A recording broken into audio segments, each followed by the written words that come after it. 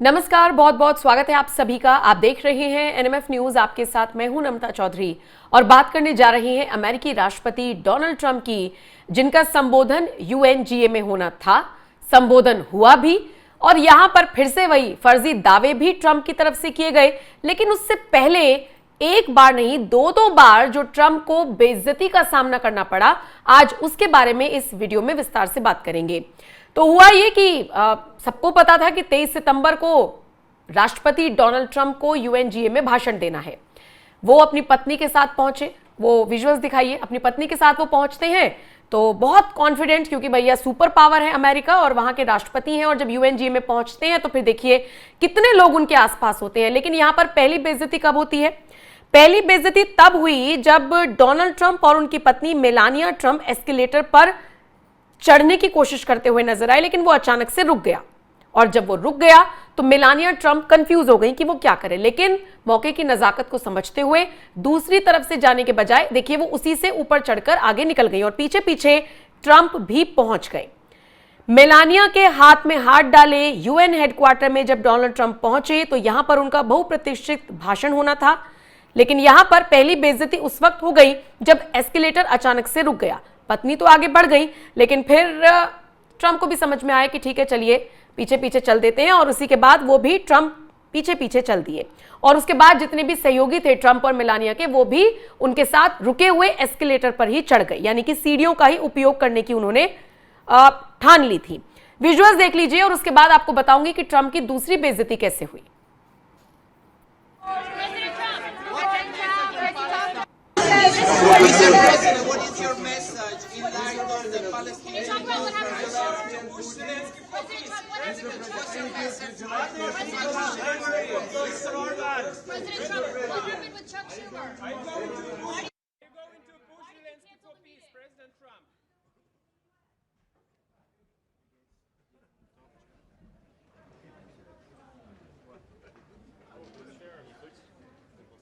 President Trump, Schumer.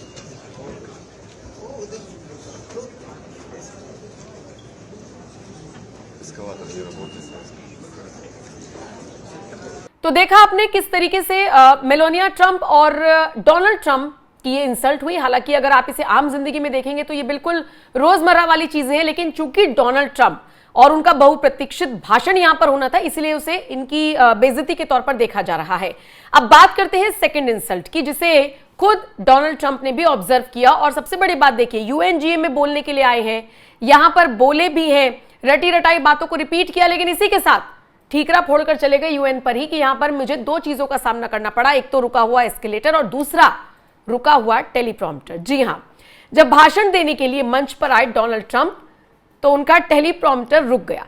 और teleprompter रुक गया तो मतलब कि उनकी जो स्क्रिप्ट सामने लिखी हुई थी वो रुक गई। अब जब वो रुक गई तो सबसे पहले डोनाल्ड ट्रंप ने कहा कि मुझे इस भाषण को बिना टेलीप्रॉम्प्टर के देने में कोई आपत्ति नहीं है।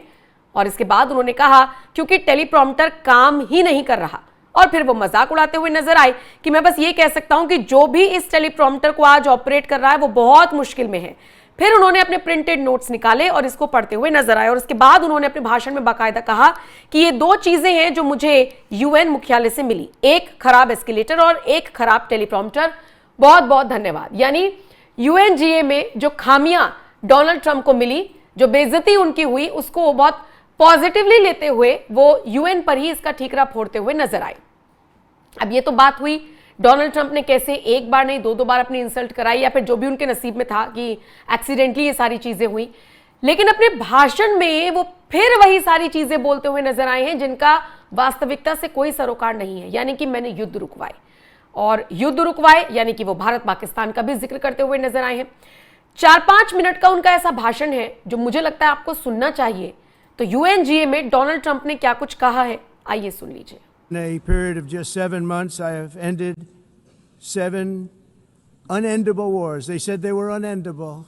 You're never going to get them solved. Some were going for 31 years, two of them, 31, think of it, 31 years. One was 36 years. One was 28 years. I ended 7 wars. And in all cases, they were raging with countless thousands of people being killed in Armenia and Azerbaijan. It included all of them. No president or prime minister, and for that matter, no other country has ever done anything close to that. And I did it in just 7 months. It's never happened before. There's never been anything like that. I'm very honored to have done it. It's too bad that I had to do these things instead of the United Nations doing them. And sadly, in all cases, the United Nations did not even try to help in any of them. I ended 7 wars, dealt with the leaders of each and every one of these countries, and never even received a phone call from the United Nations offering to help in finalizing the deal. All I got from the United Nations was an escalator that on the way up stopped right in the middle. If the First Lady wasn't in great shape, she would have fallen, but she's in great shape. We're both in good shape. We both stood. And then a teleprompter that didn't work. These are the 2 things I got from the United Nations, a bad escalator and a bad teleprompter. Thank you very much. And by the way, it's working now. It just went on. Thank you. I think I should just do it the other way. It's easier. Thank you very much. I didn't think of it at the time because I was too busy working to save millions of lives. That is the saving and stopping of these wars. But later I realized that the United Nations wasn't there for us. They weren't there. I thought of it really after the fact, not during these negotiations, which were not easy. That being the case, what is the purpose of the United Nations? The UN has such tremendous potential. I've always said it. It has such tremendous, tremendous potential, but it's not even coming close to living up to that potential. For the most part, at least for now, all they seem to do is write a really strongly worded letter and then never follow that letter up. It's empty words, and empty words don't solve war. The only thing that solves wars is action. Now, after ending all of these wars and also earlier negotiating the Abraham Accords, which is a very big thing for which our country received no credit, never receives credit. Everyone says that I should get the Nobel Peace Prize for each one of these achievements. But for me, the real prize will be the sons and daughters who live to grow up with their mothers and fathers, because millions of people are no longer being killed in endless and unglorious wars. What I care about is not winning prizes, it's saving lives. We saved millions and millions of lives with the 7 wars. And we have others that we're working on.